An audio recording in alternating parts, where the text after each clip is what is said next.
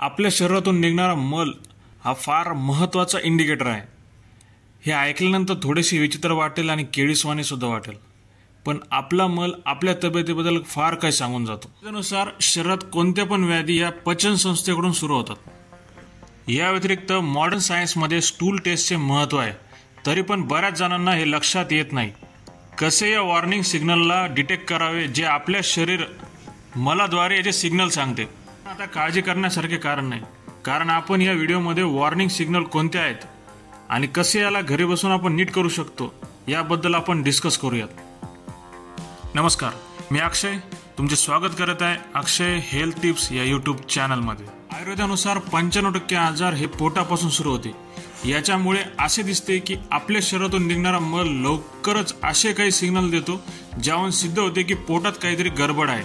त्याच वेळेत लवकर आपण लक्ष नाही दिले तर पोटाचे विकार पूर्ण शरीरात पसरून पुढे खूप त्रासदायक होऊ शकतात। खरं तर हा विषय आपल्याकडे एक टबू म्हणून समजला जातो। चार चौघामध्ये ग्रुपमध्ये बोलणे टाळले जाते, पण आपण हा विषय नीट समजून घेणे महत्त्वाचे आहे। चला तर आपला मल आपल्याबद्दल काय सांगतो ते बघूयात। चला तर व्हिडिओमध्ये पुढे जाण्या अगोदर बेल आयकॉन दाबून चॅनलला सबस्क्राईब करा। चला तर व्हिडिओमध्ये दाखवलेले जेवढे पण मलाचे फोटो किंवा व्हिडिओ आहेत ते सर्व ॲनिमेटेड आहे, त्यामुळे काळजी करण्याची गरज नाही। तुम्ही हा व्हिडिओ सर्वजण सोबत बघू शकता। या केसमध्ये तुमचा मल जर जास्त कोरडा असेल किंवा कडक असेल तर, किंवा तुमचा मल कोरडा किंवा क्रॅक होऊन येत असेल आणि आतून खूप जास्त कोरडा झालेला असेल, याचा अर्थ एक्सेसिव्ह ड्रायनेस शरीरामध्ये ऑलरेडी आहे। दुसऱ्या केसमध्ये तुमचा मल एकदम जोरात आणि खूप पातळ असेल तर तुमच्या शरीरात जास्त गरमी आहे असे दर्शवते। जर तुमच्या मलाची क्वांटिटी जास्त असेल आणि थोडा चिकटपणा असेल, त्याचबरोबर म्युकसचे सुद्धा पॅचेस पण असतील तर हळूहळू पास होत असेल, याचा अर्थ तुम्ही जास्त ऑइली हेवी अन्न खात आहेत जे तुम्हाला नीट पचन होत नाही।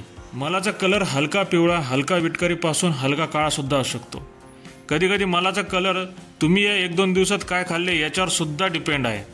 मलाचा कलर जास्त पिवळा किंवा ऑरेंज असेल तर तुमचे अन्न जास्त लवकर डायजेस्टिव्ह सिस्टीममधून पास होत आहे, कारण लिव्हरमध्ये काहीतरी प्रॉब्लेम झाला असेल असे सुद्धा होऊ शकते।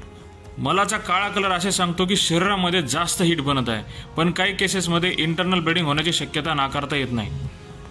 मलाचा कलर लाल कलर असेल तर तुम्ही सध्या मूळ व्याधीने त्रस्त आहात असे दर्शवते। तुमचा मलाचा कलर कसा आहे, तुमचा काय अनुभव आहे हे मला कमेंटमध्ये नक्की कळवा। मल व्यवस्थित पास झाला पाहिजे आणि तो दिवसभरातून एकदा होणे बरोबर आहे।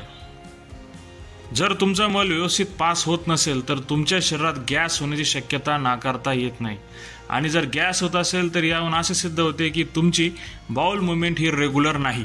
तुमचा मल खूप फास्टली जर पास होत असेल तर यावरून असे सिद्ध होते की शरीरात हीट मोठ्या प्रमाणावर वाढली आहे। जर तुमचा मल बाहेर येण्यासाठी फार जास्त वेळ लागत असेल, तसेच चिटकत असेल आणि नीट साफ होत नसेल तर बॉडी आतून जास्त ऑइली आहे। कधी कधी मलामध्ये अन्नाचा एखादा तुकडा सुद्धा दिसतो, जसे की वाटाणे किंवा मक्याचे दाणे असेल। यावरून असे लक्षात येते की तुम्ही खाल्लेले अन्न नीट पचलेले नाही।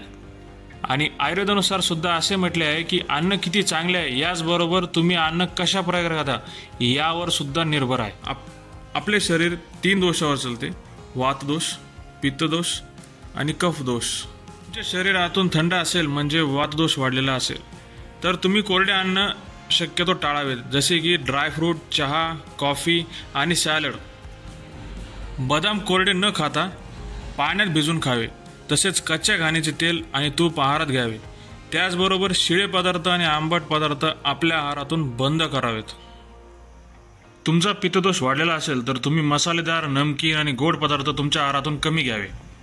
तुमच्या आहारामध्ये पाणी आणि पाणी असलेले फळं याचा समावेश करावा। जर तुम्ही कफ दोषामध्ये असाल तर तुमचे शरीर आधीच ऑइली आहे, म्हणून बाहेरचे सर्व तळलेले अन्न आणि दुधाचे पदार्थ खाणे बंद करणे गरजेचे आहे। त्याचबरोबर फळे आणि भाजीपाला खाणे जरुरी आहे। आयडियल मल म्हणजे ते हलके, ऑइली, मऊ असावे आणि हलका ब्राऊन कलर पाहिजे। आकार पिकलेल्या केळीप्रमाणे असला पाहिजे। मला चिकटपणा नसावा। मल पाण्यामध्ये वाहून जाणारा पाहिजे। त्याचबरोबर उग्रवास यायला पाहिजे नाही। मल शक्यतो दिवसातून सकाळी एकदा शरीरातून बाहेर गेला पाहिजे। मल हा नैसर्गिक पास होणारा असावा आणि बाथरूमहून आल्यावर ताजेतवाने वाटले पाहिजे। व्हिडिओ आवडला असेल तर नक्की लाईक करा, शेअर करा आणि चॅनलला नवीन बघण्यासाठी आला असाल तर सबस्क्राईब करा।